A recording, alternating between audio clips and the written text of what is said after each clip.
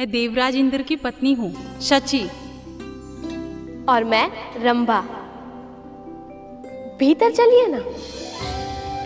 देवी लक्ष्मी कब से आपकी प्रतीक्षा कर रही है।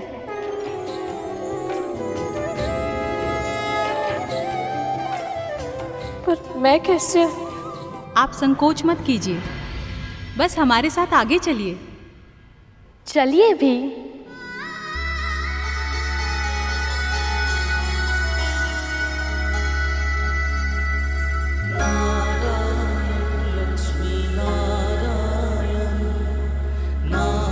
माँ लक्ष्मी के निवास स्थान के दर्शन करने का सौभाग्य मिल रहा है मुझे। ये सब केवल गरुड़ के कारण ही संभव हो पाया है। गुरु दत्तात्रेय का आशीर्वाद फल रहा है, अन्यथा मुझे भागन को माँ लक्ष्मी के दर्शन का लाभ कैसे मिलता।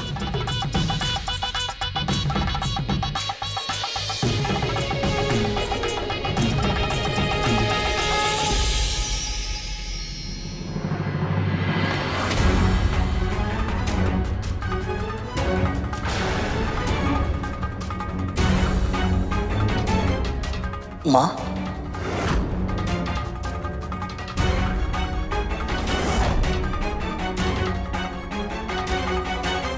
भ्रम हुआ होगा मुझे। 2 पांव पर चलकर 7 लोग पार करना असंभव है ये। और मुझसे पहले पहुंच जाए इस बात का तो प्रश्न ही नहीं उठता। मैं सही कह रही हूं ना गरुड़?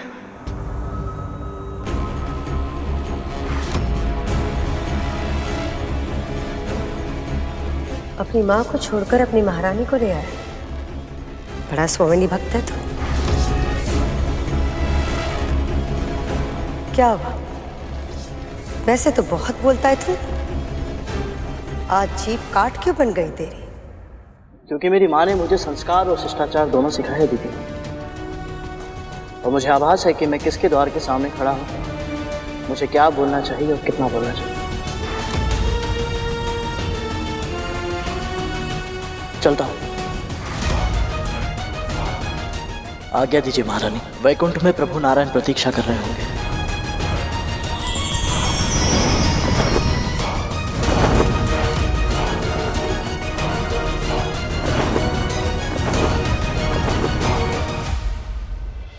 कुछ कहा नहीं, लेकिन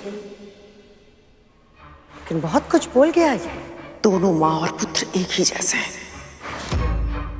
वाणी और कर्म से अच्छे सेवक होने का स्वांग रचते हैं और भीतर भीतर कोई ना कोई षड्यंत्र रचते रहते हैं।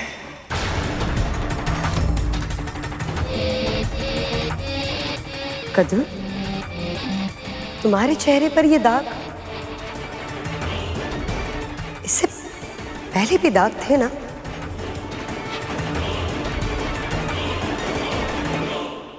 कितना अंतर है इन दोनों में। विंता माँ ने अपने मन के कोने कोने को स्वच्छ कर लिया, और यहाँ ये दोनों लक्ष्मी माँ की चौखट पर आकर भी झगड़ा कर रही है। नारायण नारायण, मैंने तो निमंत्रण भी नहीं दिया था, फिर भी असुर माता चली आई। न जाने माँ लक्ष्मी को इन अवांछित अतिथियों की उपस्थिति के बारे में जानकर कैसा लगेगा।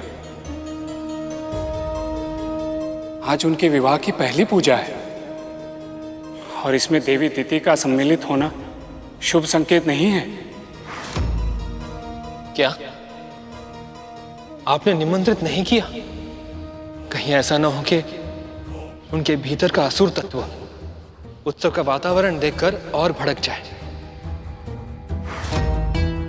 बात इतनी अधिक बढ़ जाए कि दिति मां सच में मंथन छोड़कर चली जाए। यदि ऐसा हुआ तो अमृत देवताओं को कैसे मिलेगा देव ऋषि?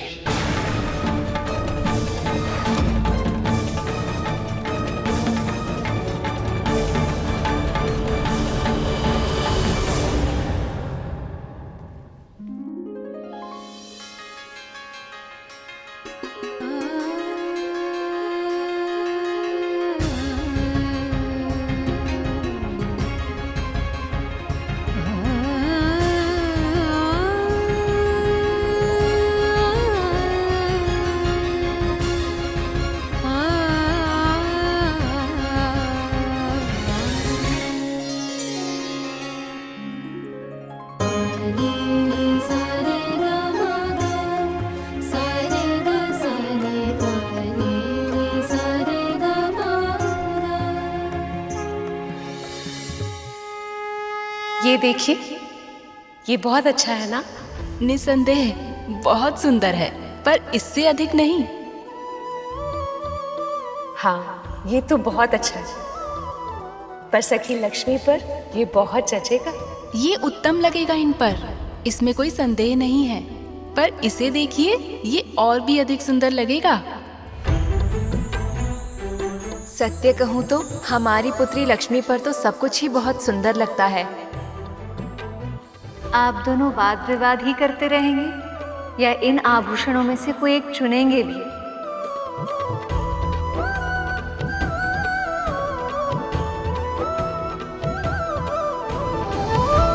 विंता,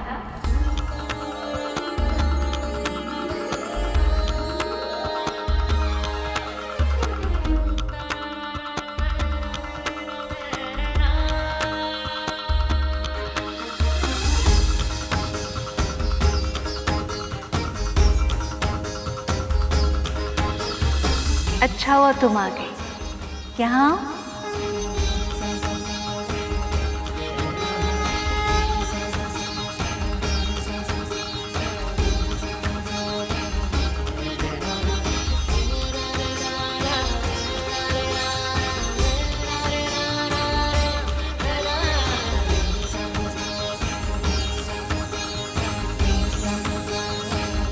विंता, तुम बताओ ना, इनमें से कौन सा आभूषण पहनूं मैं?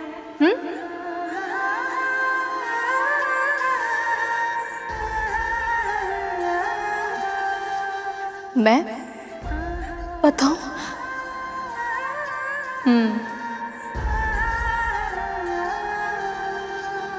विवाह में आई हूं, कार्य तो करने पड़ेंगे। और सत्य कहो, तुम्हारा सुझाव मेरे लिए अधिक महत्व रखता है। देवी, ये क्या कह रही हैं आप? इसमें आश्चर्य ही क्या है? भगवान का सबसे सुंदर रूप एक भक्त की दृष्टि से ही देखा जा सकता है।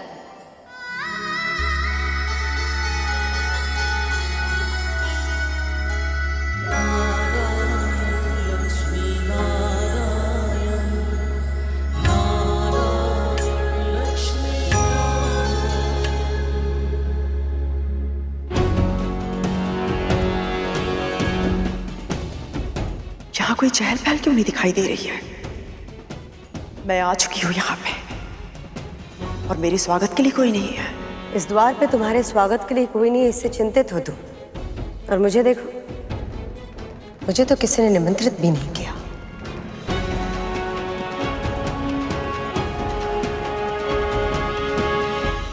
और फिर भी तुम यहाँ चली गई।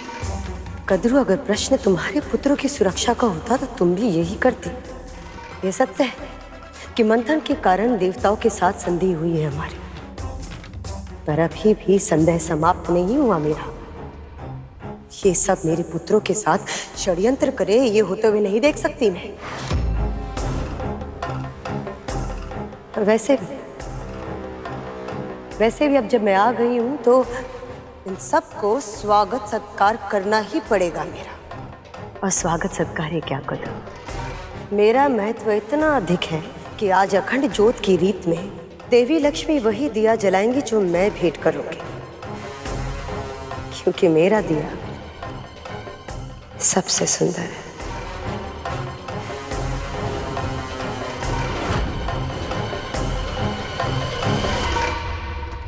स्वर्ण के दिए में वो विशेषता कहाँ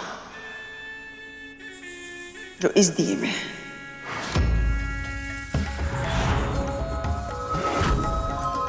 देख लेना तुम, देवी लक्ष्मी मेरे इस उपहार रूपी दिए को ही अपने अखंड सौभाग्य का दीप बनाएंगी।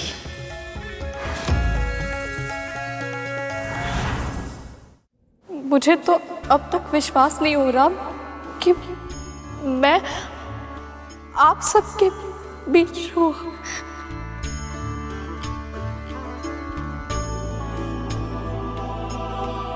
अब हुआ विश्वास?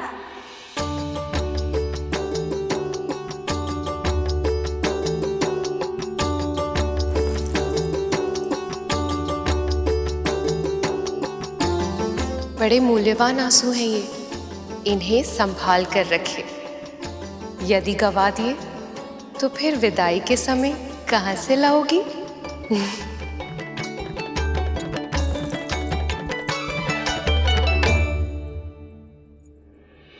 सत्यविंता, तुम्हारा मुस्कुराता हुआ मुख देखकर इतनी प्रसन्नता होती है।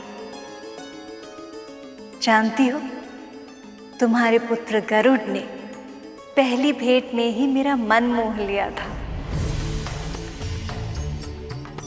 अब पता चला उसे ये विशेषता कहाँ से मिली।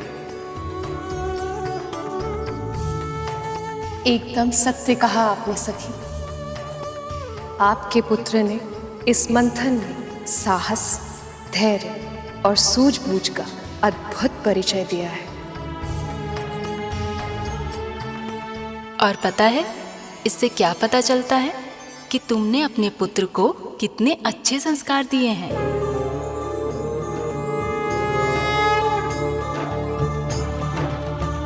मैं कैसे कुछ दे सकती हूँ?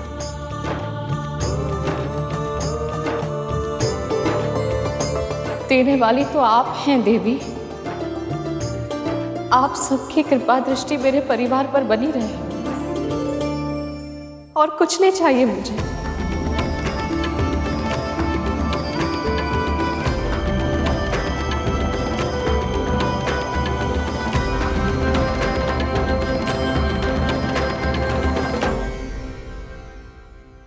सदैव सुखी रहो।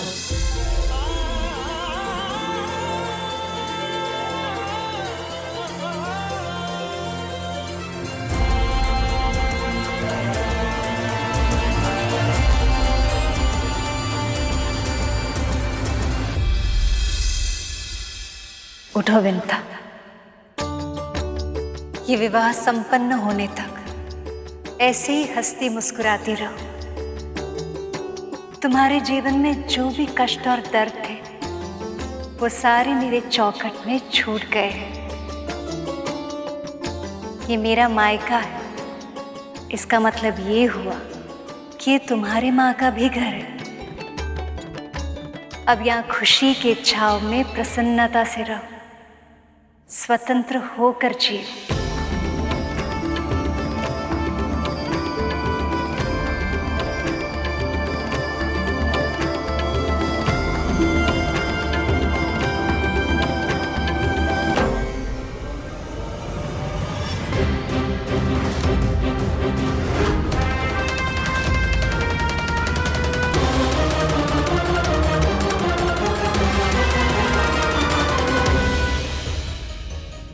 मूषक जी, तनिक शीघ्रता कीजिए, अन्यथा विलंब हो जाएगा। प्रयास तो कर रहा हूँ प्रभु, किंतु इससे अधिक वेग से नहीं चल पा रहा। यदि मूषक जी इसी वेग से चलते रहे तो हम वैकुंठ समय पर पहुँच ही नहीं पाएंगे। ये विंता मुझसे पहले कैसे पहुंच गई यहाँ? तुम्हें क्या लगता था कद्रू? दत्तात्रेय ने से केवल दर्शन दिया है, कोई विशेष शक्ति या आशीर्वाद नहीं दिया। इसका पुत्र तो पहले से ही शक्तिशाली था, पर अब देखो किन लोगों के साथ बैठकर हंसी ठिठोले कर रही है ये।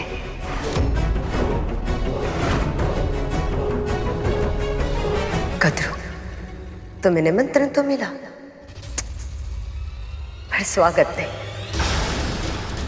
और उसे देखो कितना विशेष सम्मान मिल रहा है उसे।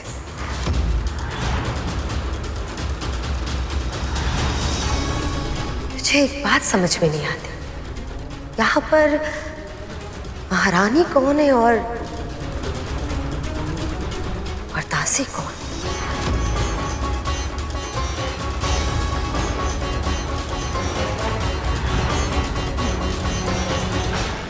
मेरे घाव पर नमक छिड़कने से तुम्हारे स्वयं के घाव कम नहीं होंगे। वैसे तुम्हें तो निमंत्रण भी नहीं आया था, है ना दीदी?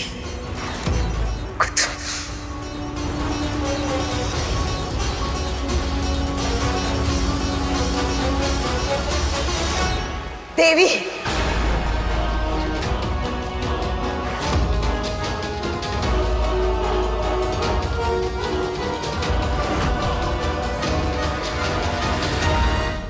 ये कैसा पक्षपात है देवी?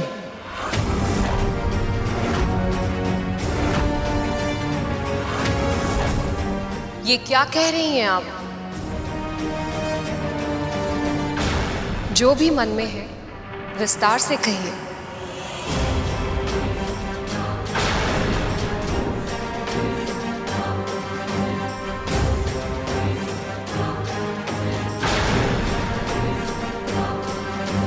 ऐसा कुछ भी नहीं है, ऐसा कुछ भी नहीं देवी जो आप नहीं जानती। जो कुछ हो रहा है आपके संकेत से ही हो रहा है, पर यदि फिर भी आप मुझसे कहलवाना चाहती हैं तो ठीक है, मैं यहां सबके सामने कह देती हूं। देवी लक्ष्मी और विष्णु ने संधि के नियम तोड़े हैं। हमेशा की तरह हम असुरों के साथ पक्षपात हुआ है। जब मंथन की आवश्यकता थी तो नारद कैसे हाथ छोड़कर पीछे पीछे चले आए, और आज दृष्टि चुराकर बिना निमंत्रण दिए चले गए। देव ऋषि, क्या ये सत्य है? जी प्रभु, मैंने जानबूझकर असुरों को आमंत्रित नहीं किया है।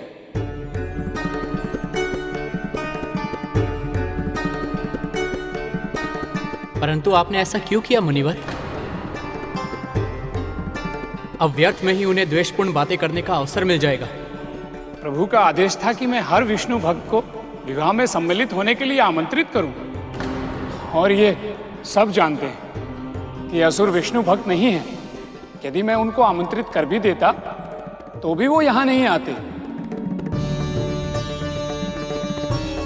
प्रभु, ये सत्य है कि आमंत्रण ना देकर मैंने असुरों का अनादर किया है, पर यदि आमंत्रण पाकर भी वो यहां नहीं आते तो ये आपका अनादर होता, और एक भक्त होने के नाते मैं आपका अनादर होते हुए नहीं देख सकता था। प्रभु,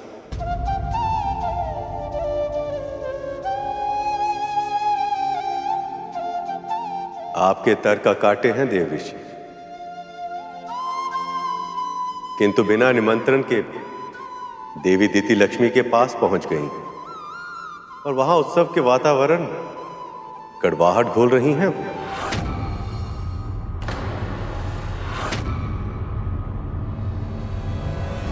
देवर्षि ने भले ही आपको निमंत्रित न किया, यह अभाव भी आपको यहां आने से नहीं रोक पाया। जिसे जहां होना होता है वो वहां पहुंच जाता है, फिर चाहे कोई कितना भी प्रयास क्यों ना करे, वो उसे रोक नहीं पाता। मैं बस इतना जानना चाहती हूँ कि स्वर्ग के राजा बलि और उनकी माँ को छोड़कर एक दासी को इतना महत्व क्यों दिया जा रहा है? ऐसा क्या किया इसने जो ये इतने सम्मान के योग्य बन गई?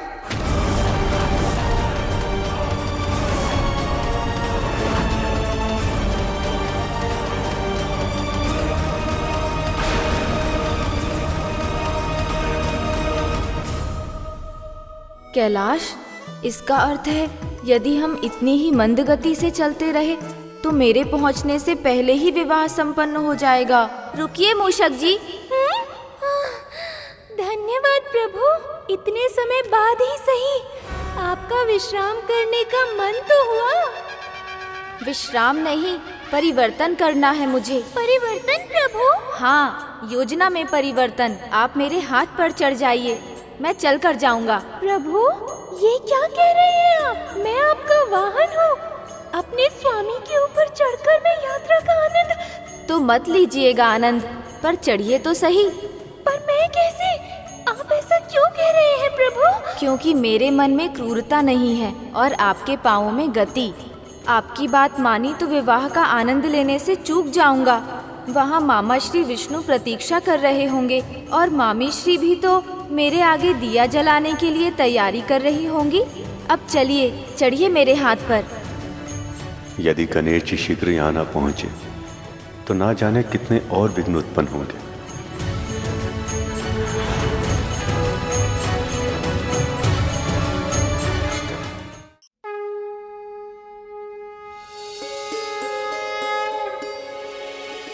चिंतित ना हो सका।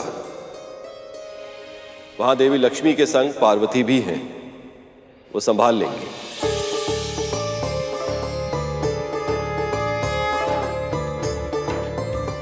बस अब शीघ्र ही गणेश आ जाए तो ये विघ्न भी दूर हो जाएगा। लक्ष्मी के साथ मिलन में और विलंब अब मैं नहीं सह पाऊंगा। आपकी बात मानी तो विवाह का आनंद लेने से चूक जाऊंगा। वहाँ मामा श्री विष्णु प्रतीक्षा कर रहे होंगे और मामी श्री भी तो मेरे आगे दिया जलाने के लिए तैयारी कर रही होंगी। अब चलिए, चढ़िए मेरे हाथ पर।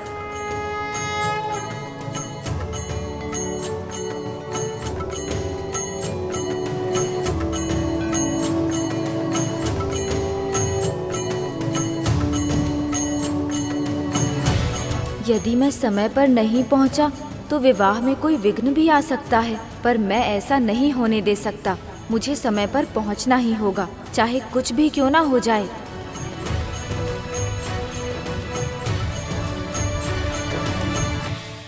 मैं बस इतना जानना चाहती हूँ, ऐसा क्या किया है इसने जो ये इतने सम्मान के योग्य बन गई?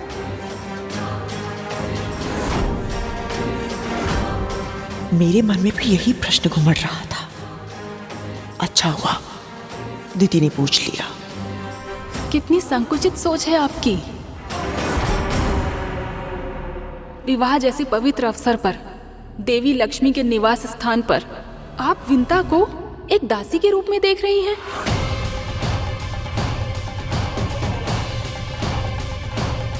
जबकि आप तीनों में केवल विंता ही है अपनी भक्ति की शक्ति से जो यहाँ तक पहुँच पाई है। और आपको तो ये बात पता है देवी दीदी कि शास्त्रों में भक्त का स्थान भगवान से बड़ा होता है।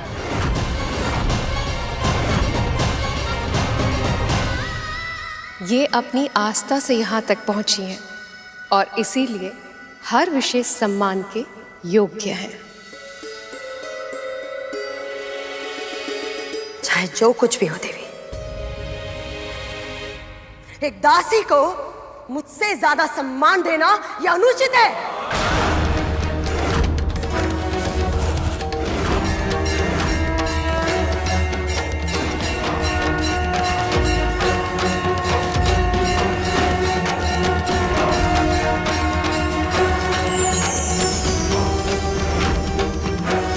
देवी पार्वती का शक्ति रूप, मुझे इस विंता की वजह से और कोई संकट नहीं मोड़ देना है। महारानी, हम सब में चाहे जो भी समस्या हो, ये अवसर हम सब की समस्याओं से कहीं अधिक बड़ा है। इसलिए हमें अपने वाद विवाद को परे रखकर इस समय केवल इस विवाह में अपना ध्यान केंद्रित करना चाहिए। सहस्रों वर्षों में एक बार आता है ऐसा अवसर। विंता सही कह रही है। ये समय वाद विवाद में पड़ने का नहीं है। ये तो विवाह की प्रसन्नता को मनाने का समय है। हर्षोल्लास के इस वातावरण में खो जाने का समय है।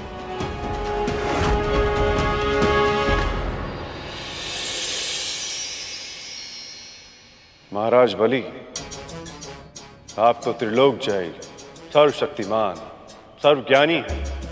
आपने यहाँ आने का कष्ट क्यों किया? मुझे क्षमा कर दीजिए गुरुदेव, बहुत बड़ी भूल हो गई है मुझसे।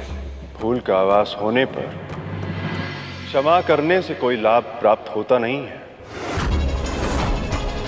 कितना समझाया था मैंने आपको, और आपके मन में तो अमृत प्राप्त करके आत्मनिर्भर बनने की हट चढ़ पकड़ चुकी थी। उन्हें जीवित होने के लिए अपने गुरु पर निर्भर रहने की व्यवस्था से मुक्त होना चाहते थे आप।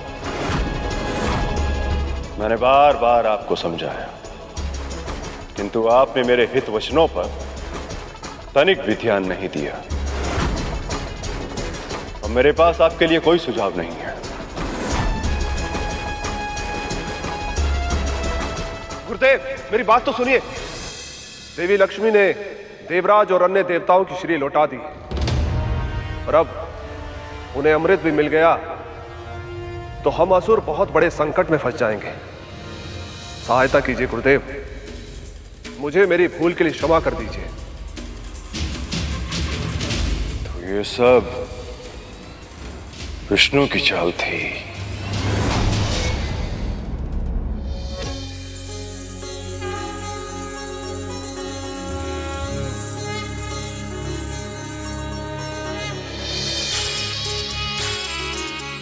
ये सारे दिए कितने सुंदर हैं, रंग बिरंगी और रत्नों से जड़ित।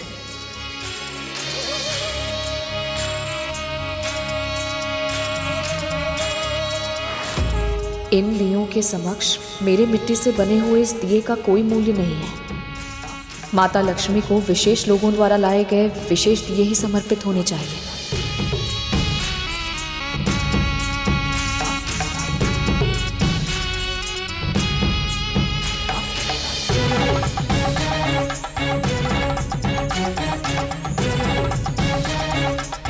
जब तक सबके दिए यहाँ नहीं होंगे, मेरे लिए दिए का चुनाव करना असंभव है।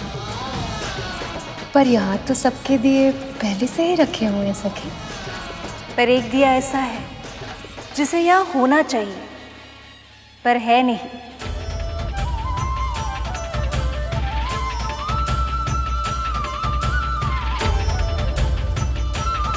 वो दिया विंता का है।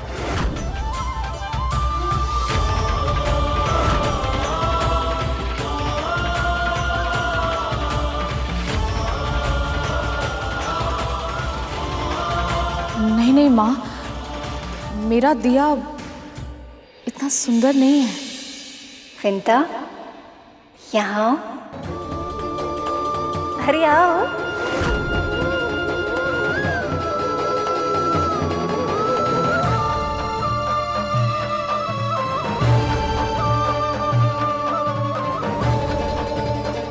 दिखाओ तो अपने आंचल में क्या छुपा रही हो।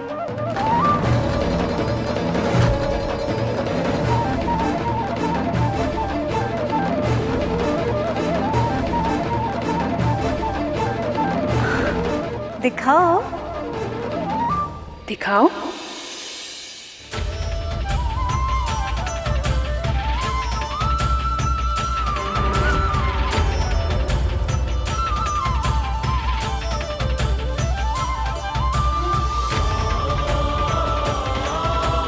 मिट्टी का दिया।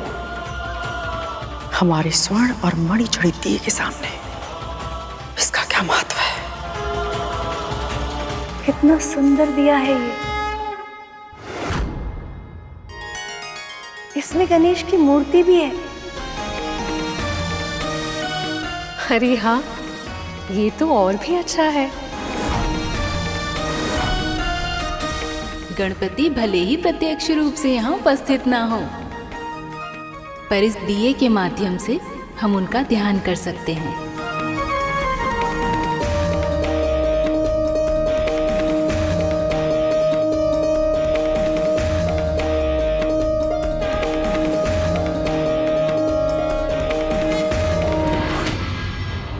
अपनी शक्ति लक्ष्मी को वापस प्राप्त करने के लिए उन्होंने आप सभी का उपयोग किया है। हाँ गुरुदेव, और अब उन दोनों के विवाह के लिए क्षीर सागर के मंथन को भी रोक दिया है। माया और छल विष्णु की कार्य पद्धति के अभिन्न अंग है। मैं जानता था और मैंने आपको चेतावनी भी दी थी, किंतु आपने अपने गुरु के ज्ञान का लाभ उठाना उचित नहीं समझा। आपने स्वयं अपने दुर्भाग्य को आमंत्रित किया है। कब होगी?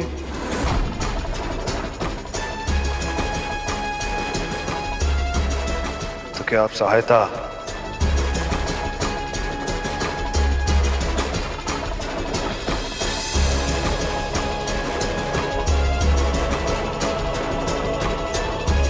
गुरुदेव ने सच में हमारा साथ छोड़ दिया। अभी सनिष्ठ से कौन बचाएगा हमें?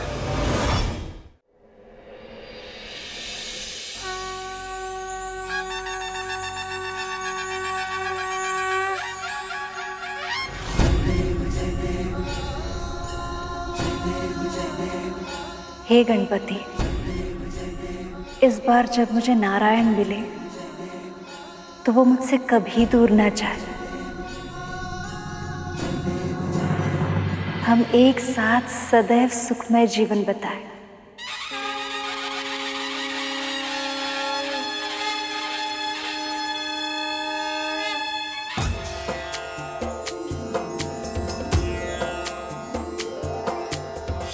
लाल चढ़ायो अच्छा गजमुख को, जोंदिल लाल विराजे सुत गौरी हर को, हाथ लिए गुड़ लड्डू साई सुरवर को, महिमा कहे न जाए लागत हूँ पद को। अखंड दीप जल गया है सखा। इस क्षण से विवाह की प्रक्रिया भी आरंभ हो गई है। बधाई हो प्रभु, बधाई हो सखा।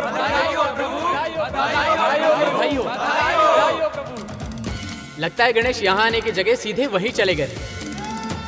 अब मुझसे और प्रतीक्षा नहीं होगी, हम शीघ्र ही हल्दी आरंभ करेंगे।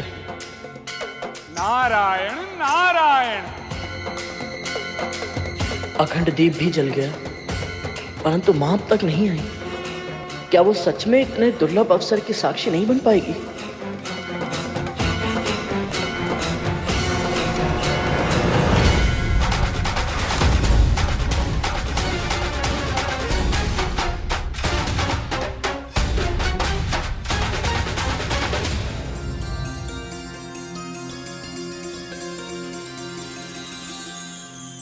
अरुण भैया,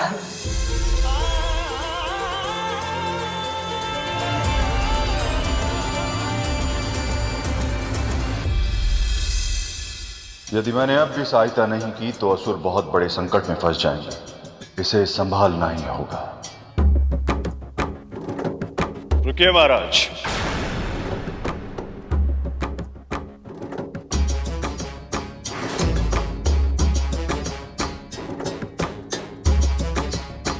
शिष्य भले ही अपना कर्तव्य छोड़ दे, किंतु एक गुरु होने के नाते मैं अपना धर्म नहीं छोड़ सकता।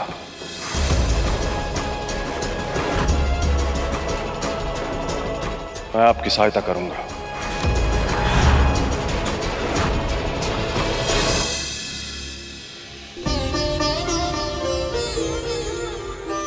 गरुड़ मेरे भाई, तो जानता है आज मैं बहुत प्रसन्न हूं।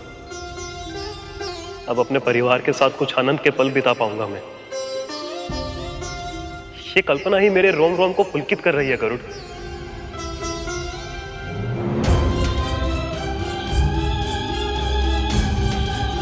क्या हुआ गरुड़? परिवार मां के बिना अधूरा है भैया,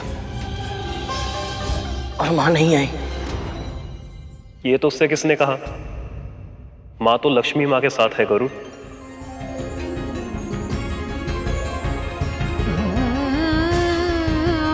सच? मैं सत्य स्वरूप सूर्य का सारथी हूं गरुड़। मैं कभी झूठ नहीं बोलता।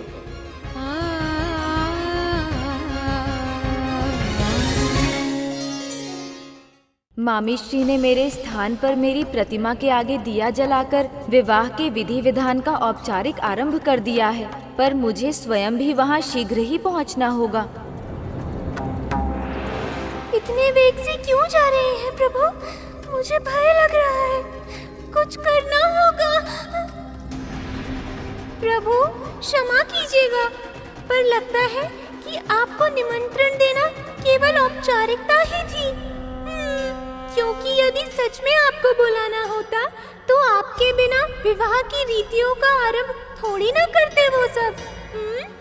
अब ये तो सब जानते ही हैं प्रभु कि आपकी उपस्थिति के बिना कोई भी मंगल कार्य आरंभ तो हो सकता है, पर पूरा नहीं हो सकता।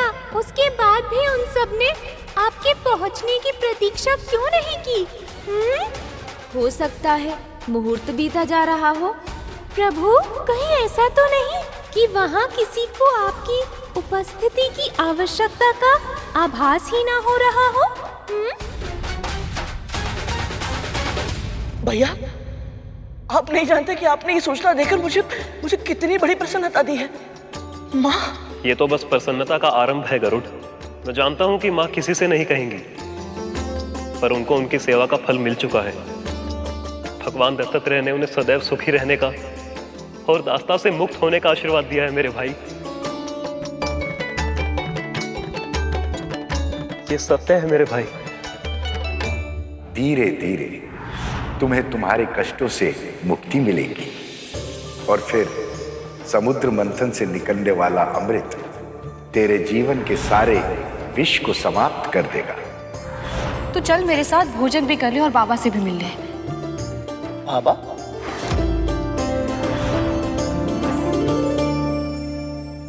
मैं बहुत दुर्भाग्यशाली हूँ भैया। मुझे भगवान दत्तात्रेय से मिलने का अवसर प्राप्त हुआ था और मैंने अपनी अज्ञानता में उसे खवा दिया। तो चिंता मत कर गरुड़, सही समय आने पर तुझे उनके दर्शन अवश्य होंगे। तो बस अभी इसी बात का ध्यान रख कि असुर कुछ समस्या उत्पन्न ना करते। देवी लक्ष्मी वापस आ चुकी है। इसका तात्पर्य यह है कि विष्णु पहले से अधिक शक्तिशाली हो चुके होंगे। यदि इन दोनों का विवाह हो गया तो ये देवताओं के लिए अति कल्याणकारी होगा। यदि ऐसा हुआ तो असुरों के लिए अमृत प्राप्त करने का स्वप्न देखना भी असंभव हो जाएगा। तो कितना भी प्रयास कर लें उन्हें अमृत कभी भी प्राप्त नहीं होगा। शाम दाम दंड भेद सब किया जाएगा ताकि आपका भाग छीन कर देवताओं को दिया जाए। यदि अब आपको अमृत प्राप्त करना है तो उसका एक ही उपाय है। कर पाएंगे? कौन सा उपाय गुरुदेव? इस समय जब सभी का ध्यान विवाह पर केंद्रित है, आप सभी असुरों को मिलकर क्षीर सागर का मंथन करके उसमें से अमृत निकालना होगा।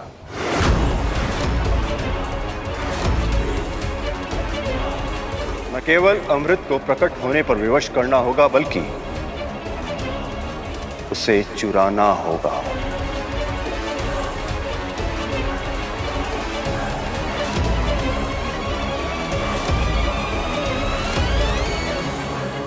अब तक इस मंथन का उद्देश्य मेरे लिए प्रभु विष्णु और माता लक्ष्मी का मिलन ही था भैया, परंतु ये जानने के बाद कि इस मंथन से निकलने वाला अमृत माँ की मुक्ति से जुड़ा है, मैं इसे प्राप्त करने की मार्ग में कोई रुकावट नहीं आने दूंगा। एक बार हम गुरुदेव की आज्ञा का पालन ना करके पाप कर चुके हैं, पर ऐसी मूर्खता हम फिर नहीं करेंगे। आपके वचन को ब्रह्म वाक्य मानकर उसका पालन करेंगे हम असुर। अमृत प्रकट होगा भैया, और मैं ये निश्चित करूंगा कि ये योग्य पक्ष को ही प्राप्त हो। मैं अमृत की रक्षा अवश्य करूंगा भैया, फिर चाहे इसके लिए मुझे अपने प्राण ही क्यों न देने पड़े। इससे पहले कि देवताओं की दृष्टि उस अमृत पर पड़े, हम उसे चुरा लेंगे। अब हम सारे असुर मिलकर मंथन करेंगे और अमृत को प्राप्त करेंगे।